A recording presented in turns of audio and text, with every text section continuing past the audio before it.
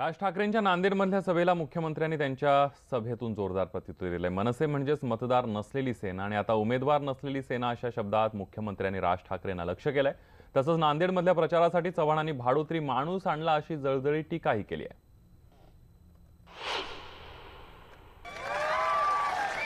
अशोकरावांची अवस्था बघा, त्यांनी मंच किरायाने आणला, त्यांनी खुर्च्या किरायाने आणल्या, त्यांनी माणसं किरायाने आणले आणि काल नेता देखील किरायाने आणले।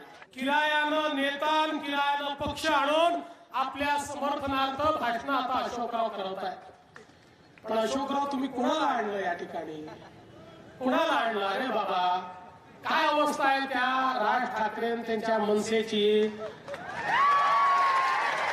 तो मनसे पहिले होता महाराष्ट्र नवनिर्माण सेना, मग तो झाला मनसे म्हणजे मतदार नसलेली सेना, आणि त्याच्यानंतर झाला उनसे म्हणजे उमेदवार नसलेली सेना। म्हणजे काय अवस्था आहे? लग्न दुसऱ्याच आणि हे नाचून राहिले।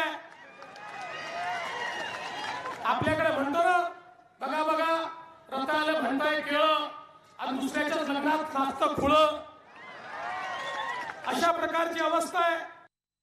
काल या ठिकाणी राज ठाकरे म्हणत होते मराठवाड्याचं वाळवंट झालं।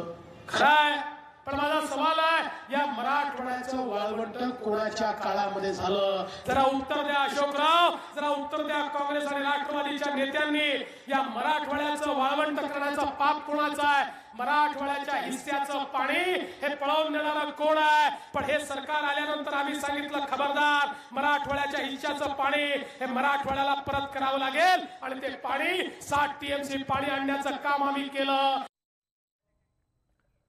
तर तिकडे रायगडमध्ये राष्ट्रवादी काँग्रेसचे लोकसभा उमेदवार जे आहेत सुनील तटकरे यांचा बालेकिल्ला असलेल्या रोहा शहरामध्ये शिवसेनेने जोरदार शक्ती प्रदर्शन केलंय।